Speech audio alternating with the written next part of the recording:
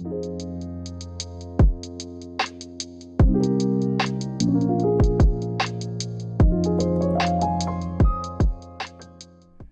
everybody, welcome back to the Pressing Matters. I'm Scott. Thank you for tuning in today. Thank you for your support. Today I'm going to be taking a look at the two new Roxy music reissues from the Abbey Road half-speed mastering program. They are Flesh and Blood and a personal favorite of mine, Avalon. I have original pressings of Avalon, actually a promo, and that I selected among some original pressings. And I have simply vinyl pressings of both of them, so stay tuned for that. Before I get started, if you're new and haven't already, think about subscribing. If you like this kind of content and you want to make sure you get more of it, please hit subscribe and notification. You'll be sure to get notified of any new content that comes up, and you'll be helping out the channel greatly. So thank you so much for doing that. So Miles Scholl and the half-speed mastering program at Abbey Road, it gets a bit of a bad rap, and I think it's undeserved. This is among audiophiles. The rest of the world is like, they think these are great. And, you know, they don't have the bias that some of the audiophiles have against digital records. And they automatically put a blanket over the whole situation and say they're all garbage, they're hit or miss, but without even listening to them sometimes. And that really bothers me because, you know, I've gotten over the situation with digital vinyl. I mean, yes, I love all analog vinyl. I love what AP and MoFi are doing. It's great. But the fact is that a lot of these titles that we want are never going to be in AAA again. At least not for the foreseeable future, unless something drastic happens. The tapes are deteriorating. Very fine digital files were made at high resolution that they can use. So, you know, I know it's hard to wrap your head around digital records, but trust me, use an open mind and open ears, because there are very good ones out there. So we're going to examine these two and see what I thought personally on my system. Your results may vary, so keep that in mind. The first one is Flesh and Blood. This is the Simply Vinyl version. Simply Vinyl didn't have the best rep either. Most of these were done digitally. I can't say if this one was or not, but some of them were, and they weren't very well received at the time. You know, Simply Vinyl was one of the first companies to be reissuing vinyl during the CD boom, and they have to have some credit for that. They had a really nice catalog, really desirable titles, and some of them have held up over the years with audiophiles. I think this is one. Avalon is another. I have Love Over Gold as well, which is Dire Straits. It's very good as well. And several others, but you know, they're not all great. So keep that in mind. They're also from a lower resolution digital source. So let's take a look at the release. I mentioned in a prior video, the Elvis video, that these Simply Vinyl releases originally came in a heavy PVC envelope that folded over with a sticker. These are dangerous for vinyl. You want to remove them. The material they're made of outgasses and leaches into the vinyl through the jacket into the vinyl and fogs it permanently, and affects the sound as well. It also affects what's next to the record on the shelf.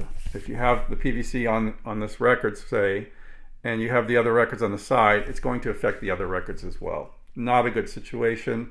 If you must keep them in a separate box somewhere away from your records. Okay, so let's see what you get with this one.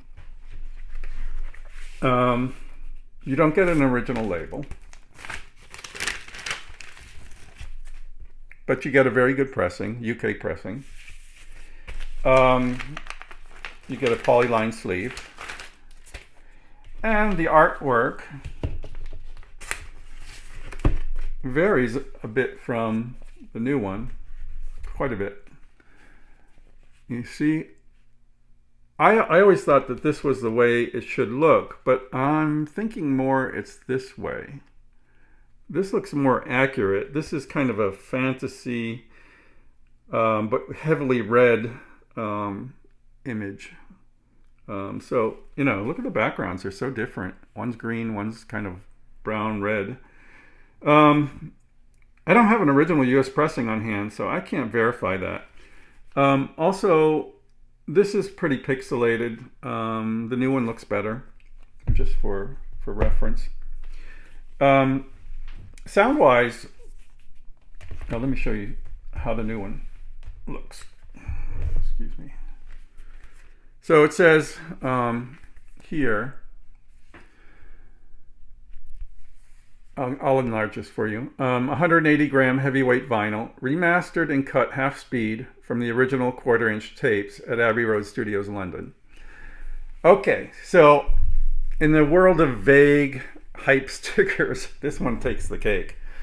It really sounds like it's cut from an analog tape. Listen to that again. Remastered and cut half speed from the original 1/4-inch tapes. I went through this with the Bryan Ferry reissue that I reviewed, Boys and Girls. It had a similar wording, and I just think that it's a little misleading. If I'm wrong, and these are from analog, I would love to know. If someone could correct me, please do. But Miles Scholl has already said they're from digital files, so this is a little misleading. I get why they do it. No, you know, like I said, there's a bias against analog digital records, and this makes it sound like it's an analog cut. It actually could use a comma in there to kind of break up the statements, but no matter. So I'm going to take this. Well, I'm not going to take this one off, but both of these reissues, Avalon and Flesh and Blood, in the advertising copy for it, it really goes on about the artwork. It says revised artwork on glossy jackets. Yeah, they're glossy. I guess they're glossier than the originals, but they're not really, you know, anything heavy duty or anything like that. And, you know, for the price, I think these are $29.95. They're very good. I don't see anything revised particularly. Maybe just the color, but that's that. And you get a nice heavy sleeve, which comes empty because the record comes in the black black sleeve that Abbey Road stuff usually comes in, and they've replicated the original label artwork. These all had custom labels. I don't know if you can see that. So I put on the new one first. I couldn't wait. And sorry, keep hitting the mic. The new one, I was very surprised how good it sounded. I didn't remember it sounding that good, at least from, I had an original at one time, but at least from the simply vinyl version, I didn't remember it sounding that good. It was very involving, very punchy in the drums, delicate in the synthesizer parts. The voice is captured very well.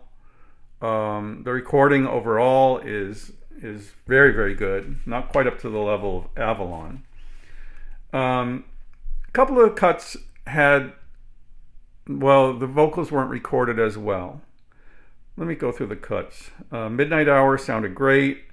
Oh Yeah, Same Old Scene, Flesh and Blood, My Only Love. All of side one sounds excellent. Really, really good. The bass is a little deeper than I had recalled, and the whole involvement with the record, it was much better. Now, part of this was due to the flawless surfaces. This time, they pressed it in Germany at Optimal, and they knocked it out of the park. They're excellent, really clean, no problems whatsoever. And it really enhanced the low-level detail over the record.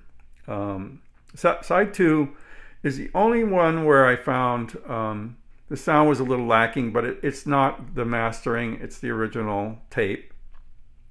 The vocals on Over You can sound a little flat and a little glary sometimes. Then you have 8 Miles High, Rain, Rain, Rain. No Strange Delight was fantastic. It really made me appreciate that song more, to hear it in this quality. Running Wild was fantastic too, and a great way to end the album. Punchy, dynamic sound, deep bass, no edge, no glare, plenty of detail. I heard things that I hadn't heard before. Didn't sound what I think most people think of as digital, which is like an icy glare or flatness, flat perspective. I didn't get that at all. Very impressed with it. I would be hard pressed to tell you if it was analog or digital. When I went to the Simply vinyl pressing, I was surprised that it sounded as good as it did. I kind of remembered all the hoopla about Simply Vinyl using CDs as a source or low resolution sources. And honestly, this is probably from a 16-bit digital file. It sounds kind of like a CD, but it was not as bad as I thought. But I preferred the new one. I definitely preferred the new one by far. It was more involving. It just leapt out of the speakers, and there's a lot of dance type grooves on these albums as compared to pre-Manifesto albums, and they really get your toe tapping and feel like you want to dance. So I liked both of them, but the new one is much better, and a really good choice out of the two. I'm sure it's a pretty good choice from the US original as well. I believe that was mastered by Robert Ludwig, so it may be very close, or that may surpass it. I can't tell you that. I'm sorry, I don't have one. UK pressings are another story, and UK pressings are usually the best if it's in this kind of situation where the tape is in the UK, a British artist. So keep that in mind if you want to search out a British pressing, but I think he kind of nailed it on this one. It sounds wonderful, and I didn't find anything lacking. Going to Roxy Music Avalon. Now, I had a couple of original pressings. I had forgotten that I have this one, and if you can see here, it is a gold stamp promo, which means it's very early. I think it has W1 matrix. It comes with a paper sleeve with the lyrics and a matte finish, kind of a matte finish, not like a watercolor matte, but nothing glossy about it. I always thought this artwork was stunning. Beautiful, beautiful record. The new one, this is a Simply Vinyl, also kind of matte. And the new one, that's another US pressing. Sorry, they all look alike. This is a Simply Vinyl, pretty much similar with the artwork. It looks excellent. This is the new one with the supposedly revised artwork. Let's take a look at this compared to the original.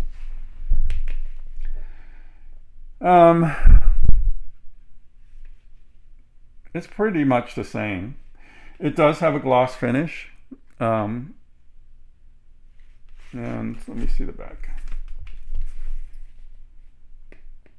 Yeah, they're pretty much the same. They dropped the barcode. They put the barcode on the shrink wrap for the new one. So that was good. So let me get back to the originals. I'm going to remove this original and just stick with the gold promo. So I put on the gold promo, and let me tell you, Avalon has always been a favorite of mine, whether it's on CD, a boombox, or whatever. I think it's a fabulous album, and I adore it. And I've been waiting and hoping somebody does a full-out AAA deluxe audiophile version of it, like a MoFi or an Analog Productions or, you know, Intervention. Somebody, please get this tape and do an AAA. It would be wonderful. Some people I've mentioned that to say, why bother? It sounds fantastic as it is. It's almost a demo record. I get that. I get that. But I think it's a special album. It deserves a special treatment someday soon. So, but anyway, the original sounds fantastic. It's beautiful. It's mastered at Master Disc. It says here it's mastered by Robert Ludwig. It doesn't have RL on either side. And I did some research last night about that. And it's pretty much determined that he didn't sign every lacquer. And not many people have lacquers with RL on them. So if you have a master disc stamp, a machine stamp on there, you're pretty good. This was recorded at Compass Point in Nassau, where many wonderful records were recorded at this time. The Grace Jones, Nightclubbin', and those records were done there as well. And they have a distinct sound. The engineer was Rhett Davis, and the engineer is Bob Clearmountain. So yeah, this one, when you play it, you don't feel like it can be topped. I have a friend who has a UK pressing. He says it's probably going to top the US pressing. I'm not so sure. I have heard that the UK doesn't have quite as much warmth as the US pressing. But I can't confirm that. But this one is well balanced, punchy, dynamic, beautiful where it needs to be, light where it needs to be. Background vocals are distinct and beautiful, which are all over this record. Synthesizer, sax, everything is in balance. This is one of the most balanced recordings you'll ever hear. I mean, this is an audiophile recording in a way. It's because it sounds so good and impressive. It's not an audiophile recording as in real instruments in a real space. This is a totally constructed sound space, and it takes you to another world, just like it looks like on the cover. It's a fantasy world. It's not realistic of any kind of sound stage with real instruments on it. But what a great record. I mean, if you can find an original, you're probably all set. It sounds fantastic. The Simply Vinyl. Let's take a look at this. Simply Vinyl comes with this. It's not a sleeve. It came in a paper, polyline paper sleeve. The label looks like I showed you on the other one. This one sounds really, really good. I was so impressed with this when I got it. It's about close to equal to the original pressing. Very, very fine pressing, very clean, clear, punchy, dynamic, beautiful, balanced. A great listen. And if I never had another pressing, I'd love that one. I like to have all three, but no problems with this Simply Vinyl pressing. I was kind of doing a little research last night, and I was hearing people comment about it, and most people felt like it was one of their hits. You know, like they had some hits, they had some misses. This was considered to be one of the better ones. along with things like Love Over Gold.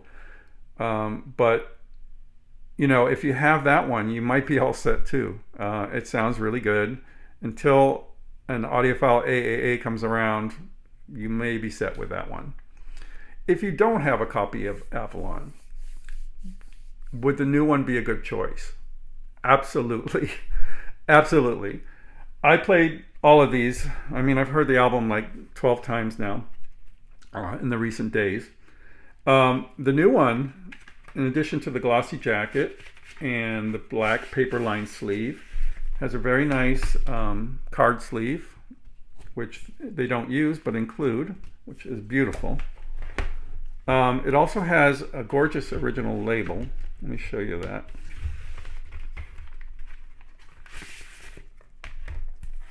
Maybe a little hard to see, but there you go.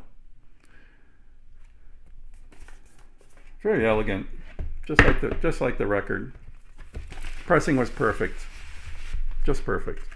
No noise, no pops, no ticks, hardly any groove noise at all. I loved it. I'm listening to it on my new setup with the Hana and the the Nighthawk Phono preamp. And honestly, I heard things in this pressing I hadn't really heard before. I had to go back and check, but I noticed little touches in the percussion, in the background vocals, a little bit of extra detail that I really did appreciate. And honestly, this is a very, very good sounding record. It is equal to original pressings. I was really impressed. I thought it was sounded fantastic.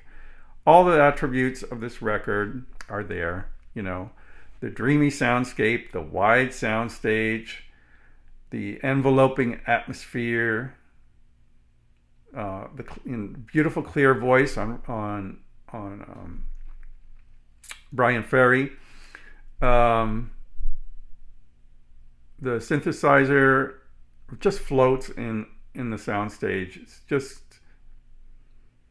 I don't know how to explain it, but it's placed perfectly in the soundstage.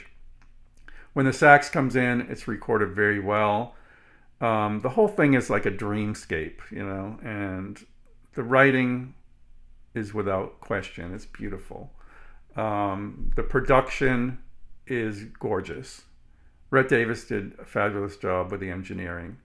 It's one of the best sounding rock records of the 80s. And this pressing, I don't think in a blind test you could tell if it's digital or analog.